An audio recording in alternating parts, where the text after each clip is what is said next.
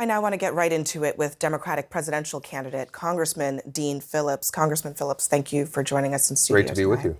This deal that we've been discussing, the reporting is that Hamas would release kidnapped Israeli hostages in exchange for a 3-to-1 ratio of Palestinian prisoners, women and minors, children who are in Israeli prison. If you were president of the United States, would you accept that deal? No, because we have 9 Americans held hostage right now by Hamas, have been there for 6 weeks, including at least 1 child.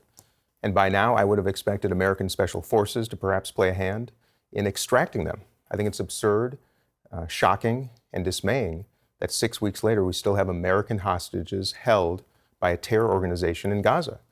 I'm happy for the Israelis, don't get me wrong. Hamas should release all hostages.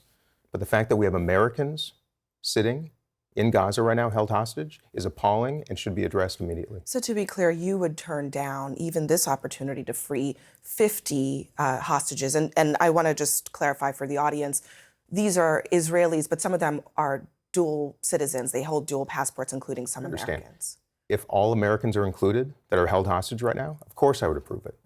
If there's a single American that is still held hostage after this deal, no.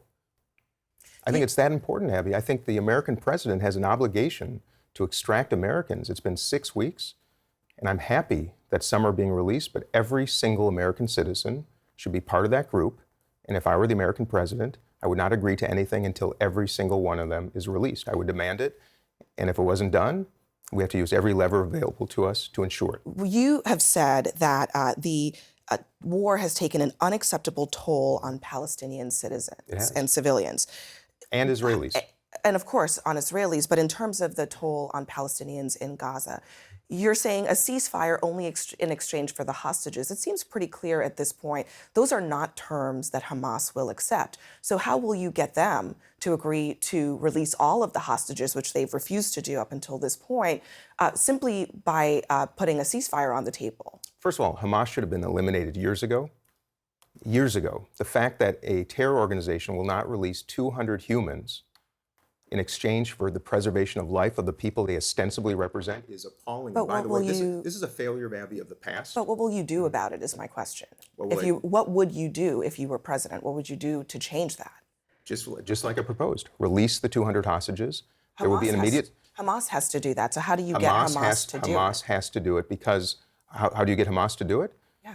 You make this is exactly the presentation. Release 200 hostages, an immediate ceasefire, a multinational security force to maintain security for all Palestinians in Gaza that eliminates Israel's responsibility. Do you think that the Biden administration is deferring too much to the Israeli government in how this war is conducted? Because it kind of sounds like what you're saying is that you think that the United States government should simply just go in there and release the Americans. I look at outcomes and facts, and the fact of the matter is this cycle has been going on for the 50 years that Joe Biden has been in Washington. And by the way, the fact that Hamas is holding these hostages right now should have been addressed, I believe, years ago.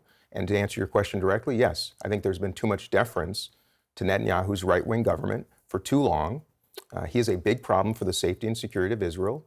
And I hope Israelis make a change soon, too.